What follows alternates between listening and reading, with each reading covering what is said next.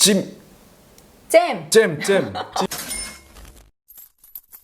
피디님, 제가 찾아봤더니 경제 뉴스를 연예 뉴스 보는 것처럼 듣는 것처럼 뭐 이렇게 사람들이 느꼈으면 좋겠다. 그 경제까지 열심히 방송을 하시겠다라고 하셨는데 예. 지금 보면은 요즘이 약간 그런 것 같아요. 많은 분들이 돈을 벌고자 하는 욕구가 우리나라 전반에 그렇죠. 엄청 퍼져 있거든요. 왜 그러는 걸까요? 일단 먹고 살려고 하는데 돈이 없으면 너무 힘드니까요. 그렇죠. 예. 돈이 있어야 되죠. 집을 사도 그렇고 차를 사도 그렇고 일단 예전에 우리가 알던 그 수준이 아니잖아요. 네. 너무 높아요. 그러니까 사람들이 틈만 나면 돈을 벌려고 하는 거죠. 월급을 좀 올려줬으면 좋겠는데 그러면 베스트인데 예, 사장 아저씨들이 그렇게 잘 안 하죠. 그래서 결국에 많은 사람들이 돈을 벌고자 하는 욕구가 생길 수밖에 없는 환경이 돼서 그래서 그나마 경제 뉴스에 좀 관심을 많이 갖고 있는 거는 좋은 거잖아요. 그렇긴 한데요. 사실 경제 뉴스에 무관한 그런 삶을 사는 게 가장 바람직하지 않나 싶어요. 안 봐도 그렇죠. 경제적인 여유로움이 네. 있는. 안 봐도 내 계좌가 항상 차 있고 떨어지려고 하면 또 들어오고 이런 상태가 가장 좋은 건데 예, 현실은 좀 그러면 근데 경제 뉴스가 친숙한 분들이 있고 그렇지 않은 분들이 계신데 사실 그렇지 않은 분들이 더 많아요. 일단 경제 용어 자체가 너무 어렵고 보다 보면은 좀 지루한 뉴스들이 너무 많잖아요. 네. 그렇기 때문에 어쨌든 이해를 하려면 공부가 좀 필요하겠죠? 필요하긴 합니다. 어떻게 예. 해야 돼요, 그러면? 사실 저는 이제 90년대 중반에 대학을 들어갔거든요. 네. 근데 그때 유행했던 가수들 전 지금도 이제 빠삭하게 알 수가 있는데 90년대 중반이면은 서태지와 아이들 또 누구 있죠? 김광석 씨가 이때인가요? 그분은 그 전에 돌아가셨고요. 아, 그래요? 그런 거 있잖아요. 뭐 찜이 아니라 잼. 그리고 터보. 터보. 예. 이런 룰라. 룰라도 그렇고 또 쿨. 쿨. 이런 팀들 지금도 잘 알잖아요. 그렇죠. 마찬가지로 그때 관심이 많아서 그런 거라고 저는 생각을 하거든요. 근데 지금은 저 아이돌 대부분 모르거든요. 저도 몰라요. 뭐 수지, 아이유 요 정도. 2000년대 이제 예. 가수들. 이거는 남들은 다 아는 그런 가수니까 저도 아는 거지 특별히 관심을 갖지 않았기 때문에 요즘 가수들은 모르는 거거든요. 그쵸. 경제도 마찬가지라고 생각을 해요. 그래도 이 시대의 트렌드를 좀 알아야 되지 않을까. 틈틈이 우리가 뭐 뉴스도 좋고 경제 브리핑과 같은 팟캐스트도 좋고 경제 시그널과 같은 책도 좋고 틈날 때마다 책이든 영상이든 뭐든지 이렇게 접하는 게 도움이 될 것 같습니다. 그래서 보면 요즘 뭐 이런 오디오 클립, 팟빵, 뭐 팟캐스트 이런 것도 그렇고 유튜브도 그렇고 많은 컨텐츠 중에서 경제 컨텐츠를 그렇게 많이 보시나 봐요. 사실 네. 글로 읽기에는 너무 재미가 없고 그렇죠. 어쨌든 말로 이렇게 오디오로 비디오로 이렇게 보면 조금 더 쉽게 접근할 수 있으니까 네. 그러니까 그렇게 되면은 이제 내가 굳이 막 들고 파서 공부를 하지 않더라도 자연스럽게 학습이 되니까 네. 그 좋은 방법인 것 같긴 한데 과연 이제 그게 나의 자산을 불리는데 얼마나 도움이 될지는 실천하고 안 하고의 차이거든요. 네. 어떻게 이제 청취자분들과 굉장히 오랜 시간 함께 하셨잖아요. 네. 네. 이 팟캐스트 팟빵 이제 들으면서 많은 분들이 실제로 실천하는 분들이 있으셨어요? 사실 경제 브리핑을 진행하는 두 PD의 가장 큰 고민도 그겁니다.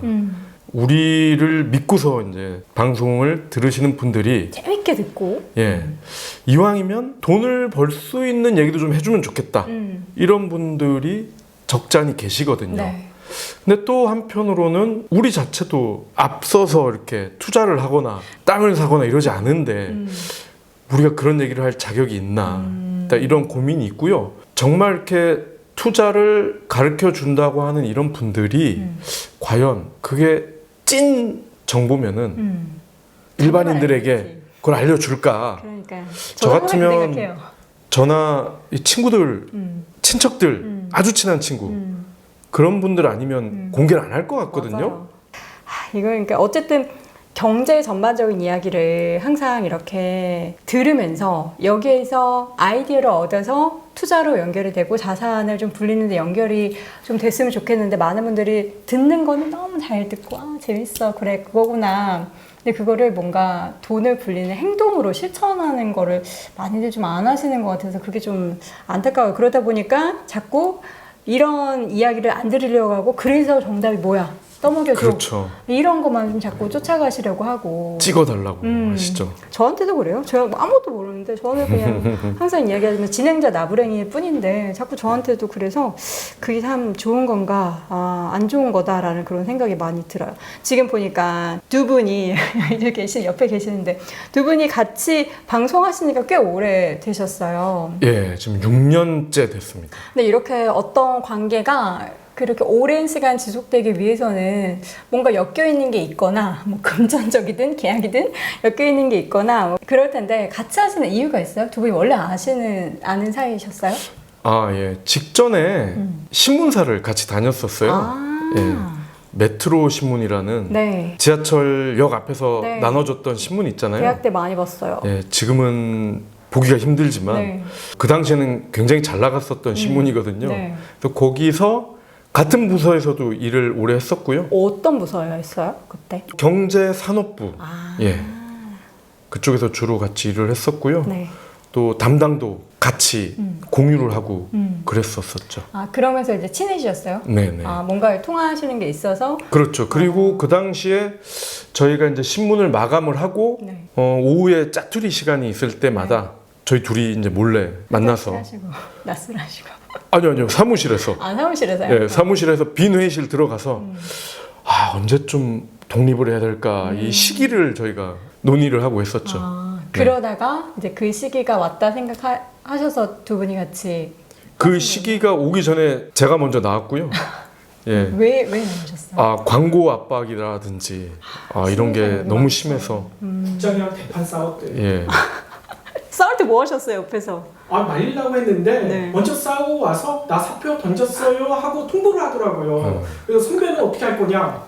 저는 어떻게 합니까? 미리 같이 나오기로 했었는데 그래서 저도 일단 제가 같이 부서를 나왔어요? 맡고 있었기 때문에 데스크였기 때문에 그냥 나올 수는 없고 일주일 동안 후배들 이제 정리를 하고 그 다음에 사표를 썼죠. 그리고 약간 파이팅이 있으신 분이군요. 제가 제 스타일입니다. 2002년부터 이제 기자 생활을 시작했는데 이 일간지 기자의 삶이라는 게 딱 수명을 갉아먹기 좋아요. 수명, 그러니까 제 친구도 보니까 예.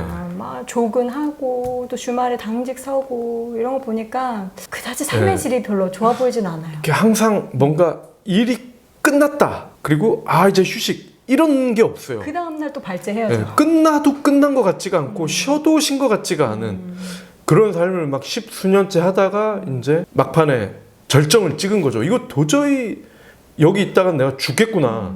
그래서 이제 갑자기 나가게 된 거죠. 잘하셨어요. 근데 그건 갑자기가 아니고 어쨌든 쌓여 있었고 뭔가 딱 이렇게 신호탄이 된 거죠. 제가 원래 엄청 동안이었거든요. 지금도 동안이세요? 원래 더 동안이었어요. 뭐 초등학생 같아 보이셨나 봐요. 제가 신문사 아니고 어디 뭐 영화도 하긴 좀 힘들다고 하더라고요. 이런 출판사에 있었으면 지금도 아마 고딩 같지 않았을까.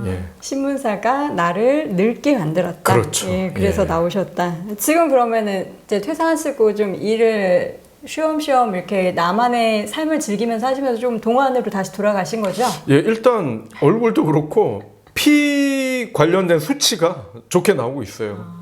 피 중요하죠. 뭐 지방간 이런 거 있잖아요. 아니 경제 얘기하려고 인터뷰는 약간 건강과 우리의 뭐 사회생활과 이제 신문 기자로서의 삶의 애환 뭐 이런 거 듣고 있네요. 어쨌든 사실 그게 제일 중요해요. 돈보다 삶의 질이 좋아야 되는데 과연 여러분은 돈을 쫓고 계신지 삶의 질을 쫓고 계신지 두 개 다 잡기는 쉽지 않은 것 같아요. 그리고 몸이 망가지면 돈 엄청 깨집니다. 맞아요. 건강한 게 돈 버는 거예요. 그럼요. 돈을 벌기 위해서 퇴사를 하신 박정훈 PD님과 함께하고 있습니다. 지금 저희가 이 책이 두 번째 책이고요. 첫 번째 책이 벌어도 모이지 않는 돈, 그거 관련된 진실. 벌어도 모이지 않는 돈, 저는 이게 너무 공감이 돼요. 왜냐하면 버는 족족 써왔으니까요. 네네. 독자분들이 책을 보셨는데도 불구하고 여전히 모이지 않는 돈, 이유가 뭘까요? 네. 뭐 첫 번째 질문이랑 조금 일맥상통하는 것 같아요. 네. 우리가 많이 벌었다고 생각하는데 정작 손에 쥐고 있는 돈은 별로 없잖아요. 상대적으로 물가나 예. 우리가 사려고 하는 거에 대비해서. 장사하시는 분들 보면 바로 답이 나오죠. 열심히 팔아서 매출을 올려놨는데 절반 이상은 임대인한테 월세를 줘야 되잖아요. 그리고 물건이나 이런 다양한 고정 원가로 잡히는 이러한 것들도 해가 갈수록 자꾸 올라가고 떨어지는 경우는 별로 없죠. 맞아요. 하다못해 차를 한 대 사더라도 똑같은 차지만 3년 전에 차 가격, 지금 가격 보면은 대부분 다 올라가 있어요. 아니, 소나타 가격이 그랜저랑 비슷해요. 그렇죠. 그건 말도 안 예. 되죠. 그런데 제가 알기로는 자동차를 만들 때 들어가는 원가는 지금 우리가 사는 차 생각했을 때 3분의 1에서 4분의 1 수준으로 알고 있거든요. 원가가. 그러면은 착한 현대차였다면은 그죠? 조금 마진을 덜 가져가더라도 소비자들에게 부담을 덜 주는 가격 책정을 할 법도 한데 매번 올라가잖아요. 차값이 떨어지는 경우는 거의 없죠. 맞아요. 모델도 써야 되고 광고도 해야 되고 그 네. 신문사에 각각 다 광고도 줘야 되고 뭐 그 네. 비용 하다 보면 그게 다 책값으로 들어가는 거죠. 뭐 결국에는 우리가 돈을 아무리 열심히 벌고 왜 모이지 않는지 파악을 해서 그거를 해결을 하고 그래도 그 속도보다 우리가 사려는 그 대상, 뭐 부동산이 됐던 뭐가 됐던 그게 더 빨리 가격이 오른다라는 참 불편한 진실이네요. 불편한 진실이에요. 지금 경제 시그널 그 10가지 중에서 숫자를 믿지 말라라는 부분이 있어요. 네. 지금 사실 보면은 전 세계적으로 뭐 우리나라도 그렇고 경기 침체 우려가 있음에도 불구하고 찍히는 숫자를 보면은 생각보다는 괜찮다고 표현하기엔 좀 그렇고 생각보다는 잘 버티고 있다라는 생각이 드는데 그럼 이런 숫자들은 어떻게 우리가 해석을 해야 될까요? 네. 경제 시그널에서 숫자를 믿지 말라는 거는 이제 통계에 관한 부분이에요. 통계. 통계가 우리 눈으로 봤을 때와는 달리 왜곡이 많이 돼 있는 경우가 많다. 왜곡. 그거를 이제 지적하는 거였고요. 뭐 현재 우리 경제 수치는 굉장히 좋은 편이죠. 예, 그건 사실인데 좀 그런 말씀을 드리고 싶어요. 제가 아까도 피 얘기를 잠깐 했는데 수치상으로는 건강 검진을 받으면 되게 잘 나와요. 아무 문제가 없거든요. 네. 근데 이 옆구리 갈비뼈 쪽에 만성 통증이 있어요. 아, 지금 피디님이요? 네. 근데 이거를 MRI나 CT를 아무리 찍어도 안 나와요. 왜 그럴까? 왜 그럴까요? 예. 저는 그렇게 생각합니다. 이 숫자라는 거는 어차피 사람들이 인위적으로 만든 거잖아요. 그렇죠. 예. 이게 원래부터 자연이 만들어 놓은 이런 게 아니거든요. 어쨌든 그 표본이 있는 거잖아요. 네. 그래서 이런 숫자라는 거, 인위적인 거는 언제든지 왜곡이 될 수 있고 보는 사람에 따라 또 의미가 달리 해석이 되는 부분이 많거든요. 그러면은 이런 숫자에 대해서 뭐 통계를 그럼 아예 보지 말아야 되는 거예요? 아, 그런 건 아니죠. 그런 건 아닌데 다만 통계도 찐 통계가 있고 찐 통계. 가짜 통계가 있다는 거죠. 가짜 예. 통계 어떤 통계를 갖다 줘? 가짜 통계라는 건 그런 거죠. 뭐 예를 들어서 자영업자분들이 가장 많이 사는 차가 포터, 이제 현대차에서 나오는 네. 트럭 있잖아요. 네, 네, 네. 포터 그리고 기아차의 봉고 많이 네. 보셨을 겁니다. 화물차. 예. 이 차들이 단일 차종으로만 놓고 봤을 때는 오히려 그랜저보다 더 많이 팔리는 때가 있어요. 근데 어떨 때는 이 포터가 굉장히 많이 팔렸다라는 기사가 나오고요. 네. 또 어떨 때는 너무 안 팔렸다. 불황이라서 얘네도 안 팔리는구나. 이런 기사가 나오거든요. 근데 두 기사를 시점을 비교를 해봤더니 5일밖에 차이가 안 나는 거예요. 그럼 오이 사이에 뭐가 있을까? 그러니까요. 그러니까 5년이면은 이런 달라진 결과를 이해를 할 수가 있지만 5일인데 어떻게 이런 차이가 날 수 있을까? 앞서의 기사는 예를 들면은 작년 봄부터 올 봄을 기준으로 잡은 거다. 1년 사이. 예, 라고 하면은 이 뒤에 기사는 작년 봄에서 작년 가을까지만 이렇게 잡은 거다. 그러니까 그 수치를 봤을 때 그냥 단편적으로 많이 안 팔렸다 보다는 구체적인 것을 들여다 봐서 이거를 우리가 통계를 믿고 그렇죠. 안 믿고를 봐야 되는구나. 시기를 어떻게 잡느냐에 따라서 이 통계를 왜곡하려는 사람들은 이 의지가 있거든요. 그쵸. 굉장히 강한 열정을 가지고 있어요. 이들은. 그렇기 때문에 이 의지를 거스를 수 없는 통계를 만드는 방법은 기간을 원하는 대로 자기가 잡고 싶은 대로 이렇게 잡는 거죠.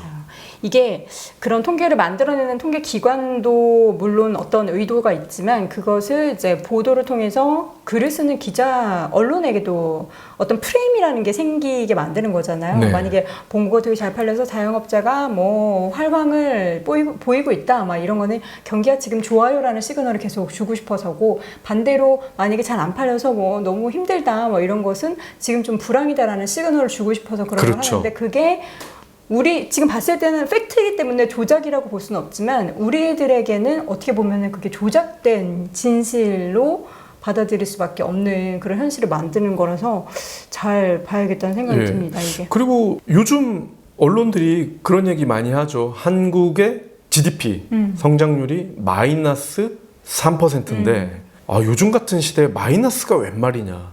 한국 정부 이거 정신 차려라. 이렇게 지적을 많이 하거든요. 근데 다른 나라의 GDP를 살펴보면 마이너스 2자릿수예요. 그럴 수밖에 없죠. 그러면 이거를 우리 정부를 지적을 하기 전에 다른 나라를 살펴봐야 되는 거 아니겠습니까? 그럼 상대적으로 우리나라는 지금 잘 나가고 있는 거거든요. 그런데도 우리나라만 딱 표본으로 삼아서 이런 얘기를 해버리면 이거는 초딩가. 그러면 이제 책에 제시된 경제 시그널 10가지 중에서 지금 당장 가장 집중해야 될 시그널 3가지 정도를 꼽자면 뭐가 있을까요? 저는 일단 미래 쪽에 미래. 좀 관심을 많이 가지고 있거든요. 네. 그래서 저는 일코노미. 일코노미. 예. 이게 저도 해당이 될 수도 있고 1인 가구가 늘어나는 거, 이거는 정말 물건 판매하는 분들에게는 굉장한 이슈가 될 것 같아요. 그렇죠. 제조업 쪽에는. 예. 일코노미, 그리고 또 일단 3가지를 다 들어보죠. 예. 그리고 인공지능. 인공지능. 예. 그리고 저는 플랫폼. 요 3가지에 관심이 많습니다. 여기 관련해서 어떤 시그널을 각각 보내고 있다고, 사실 이 내용은 책에 있기 때문에 간단하게 네. 이야기를 하자면 일코노미. 예. 일단 식당만 하더라도 애청자분들이 식당을 하고 계신다. 그러면은 보통 식당 앞에 보면은 단체석 구비, 단체석 환영 네. 이렇게 써 있잖아요. 그쵸. 그러면은 당장 그거를 떼야죠. 1인석 구비. 그렇죠. 1인석 뭐 예. 예약 가능해서 혼자 혼밥을 할 수 있는 분위기들이 더 많아지겠죠. 예. 혼밥이 어울리는 식당 이런 게 더 어울린다는 거죠. 예. 제가 프로 혼밥러거든요. 저는 여의도에서 아무렇지 않게 혼밥을 되게 즐긴 지 10년이 넘었어요. 근데 예. 어떤 식당에 들어가면 점심시간 바쁠 때는 혼밥을 안 받아줘요. 2인 이상 들어가야지 메뉴 시킬 수 있고, 메뉴 2개 시키겠다. 그래도 안 받아주는 거예요. 되게 서글프고 막 그랬거든요. 예. 근데 이제는 그게 이제 달라질 것이다. 예. 그리고 이마트는 잘하는 것 같아요. 일코노미에 맞춰서 되게 소포장 맞아요. 이런 걸 잘 하는 것 같은데, 코스트코나 트레이더스 이런 데 가면 아직도 그냥 벌크로만 맞아요. 팔고 그러거든요. 근데 지금 1인 가구가 가장 평균이라고 하는 정상이라고 인식되는 4인 가구 비중을 넘어섰거든요. 그러면 이분들은 트레이더스나 코스트코 갈 일이 앞으로는 없겠죠. 그래서 편의점이 더 장사가 잘 예. 되나 보군요. 뭐 이러한 부분은 경제 전반으로 정말 다양한 문화들이 생길 거기 때문에 관련해서 내가 어떤 사업을 할 수 있을까, 뭐 이런 쪽으로 네. 머리를 좀 굴려봐야겠습니다. 인공지능 AI, 이거는 뭐 워낙에 많은 분야예요. 특히 인공지능, 저는 사실 가장 기대되는 게 인공지능이 탑재된 어떤 기계가 나왔을 때 약간 좀 무섭기도 하고 기대가 되기도 하거든요. 네. 근데 많은 분들이 고민을 하고 계세요. 이렇게 똑똑한 AI가 나오면 내 일자리는 사라지겠구나, 잘리겠구나. 그런데 저는 최근에 갔던 카센터 이야기를 드리고 싶어요. 요즘 카센터에 가보시면은 예전과 달리 젊은 분들이 굉장히 많으세요. 일이라고 노동자분들이요. 근데 우리가 알기로는 이 차를 정비하는 일은 상당히 경험이 필요하고 숙련된 노하우가 있어야 되는데 의외로 젊은 분들이 많이 계시거든요. 근데 그 이유가 요즘은 디지털 키트가 있습니다. 그래서 디지털 키트요? 예, 차를 키트에 연결을 하면은 어디가 고장이 났는지 문제가 있는지가 디스플레이 쫙 떠요. 그렇기 때문에 카센터 사장님 입장에서는 젊은 분들만 써도 운영이 되는 거예요. 굳이 내가 이렇게 막 보고 이러지 않아도 그렇죠. 아. 그런데 숙련된 노동자분들은 아무래도 예, 경험도 많고 그러다 보니까 월급도 많이 드려야 되지 않겠습니까? 그런데 사장님 입장에서는 키트가 있는데 뭐하러 내가 이 아재들을 쓰나 젊은이들을 써서 인건비 줄이고 내 마진 많이 가져가면 되겠지. 이런 모습들이 굉장히 많은데 만약에 이 키트를 만드는 제조사의 사장님이 네. 카센터 사장님한테 우리가 이 업그레이드를 해야 되는데 3억을 내놓으세요. 이러면 어쩌시겠습니까? 너무 부담되죠. 그렇죠. 그럼 그렇다고 다시 2달 전에 잘랐던 숙련공 아재를 다시 전화해서 이렇게 모시기는 또 어렵지 않겠습니까? 껄끄럽죠. 예, 빈정상에서 안 올 것 같은데 저 같으면 이런 경우도 대비를 해야 된다는 거예요. 그렇죠. 그렇기 때문에 최소한의 숙련된 노동자 그리고 나 스스로도 내가 젊은 노동자더라도 AI가 없는 경우에 네. 키트가 지금처럼 비가 많이 와서 물에 잠기면 못 쓸 거 아니에요. 그렇죠. 전기로 쓰는 거니까요. 뭐 그런 나중에 경우 방수도 있겠지만. 당장은 내가 내 눈으로 육안으로 확인을 해서 이 부분이 고장이 났구나. 네. 고쳐줄 수 있는 그런 능력을 갖춰야 된다는 거죠. 인공지능 시대에 살아남아야 하는 네. 이건 사실 저는 너무 공감하는 게 요새 진행하는 아나운서들 목소리를 따서 대본을 두면은 너무 감정까지 실어서 그런 것들을 하는 그 시스템이 개발이 돼가지고 제 자리가 굉장히 위태롭더라고요. 네. 그래서 저는 과연 뭘로 내가 이러한 사회에서 살아남을 수 있을까 그런 고민들을 하는데 인공지능 네. 뭐 어쨌든 내 자리를 뺏어갈 수는 있어도 누군가한테는 굉장히 편리한 예. 그래서 저희가 밀고 있는 게 아재 개그거든요. 인공지능이 팟캐스트도 따라할 수 있어요. 아니 아재 개그도 왜 못 따라요? 그거는 데이터베이스가 쫙 있을 거 아니에요. 상당한 감수성이 있어요. 예. 이게 AI라는 건 반복이거든요. 네. 반복과 계산. 그 반복적인 개그를 하면 안 웃죠, 사람들이. 예.